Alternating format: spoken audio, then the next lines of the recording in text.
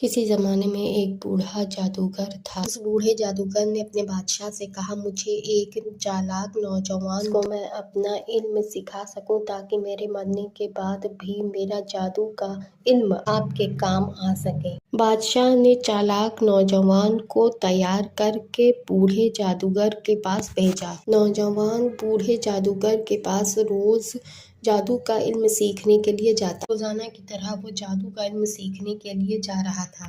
راستے میں اسے ایک بوڑھا راہب ملا جس کی باتیں سن کر اس کو بڑا سکون ملا۔ روزانہ کی طرح ایک وقت میں جادو سیکھتا، دوسرے وقت میں بوڑھے راہب کے پاس جا کر ایمان کی باتیں سیکھتا۔ نوجوان جب جادو سیکھتا تو اسے بے چینی ہوتی اور جب بوڑھے عالم کے پاس جاتا تو اسے پرسکون ملتا۔ ایک دن نوجوان نے سوچا کہ دو ناؤں میں کبھی سواری نہیں کرنی چاہیے، لیکن اب اس نوجوان کو یہ سمجھ میں نہیں آ رہا تھا دونوں علم میں سے کس علم کو چنے۔ نوجوان کے دل میں اللہ کے لیے ایمان پیدا ہو چکا تھا۔ اللہ کی مدد آ گئی۔ اس کی طرح وہ جادو سیکھنے کے لیے جا رہا تھا۔ اس نے دیکھا کہ ایک بہت بڑا سا سانپ لوگوں کا راستہ روکے کھڑا ہے۔ اس نے ایک چھوٹا سا پتھر اٹھایا اور دل میں خیال کیا کہ اگر راہب سچا ہے تو اس چھوٹے سے پتھر سے سانپ مر جائے۔ اللہ نے اس کی دعا قبول کی اور چھوٹے سے پتھر سے بڑا سا سانپ مر گیا۔ نوجوان نے جادوگر کے پاس جانا چھوڑ دیا۔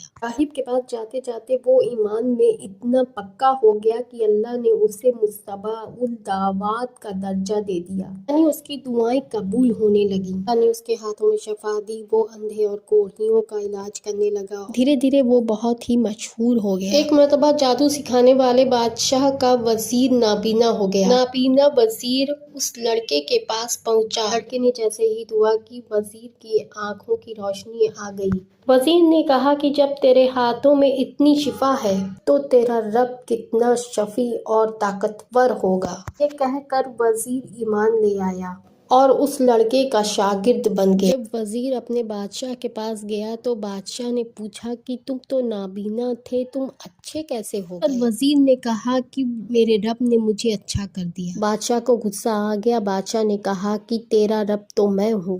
پر وزیر نے کہا کہ میری جس نے آنکھیں لوٹائی وہی میرا رب ہے۔ طیش میں آ کر بادشاہ نے کہا کہ بتا تیرا استاد کون ہے، نہیں تو تجھے بہت سزائیں دوں گا۔ بہت مار کھانے کے بعد وزیر نے لڑکے کا نام بتا دیا۔ لڑکا آیا تو بادشاہ نے پوچھا، بتا تجھے یہ راستہ کس نے بتایا، کون ہے تیرا استاد؟ شدید تکلیف جھیلنے کے بعد لڑکے نے بھی اپنے راہب کا نام بتا دیا۔ راہب آیا تو بادشاہ نے راہب کو اپنا دین چھوڑنے کے لیے کہا۔ انکار کرنے پر بادشاہ نے لڑکے کے سامنے ہی راہب کو آری سے شہید کروا دیا۔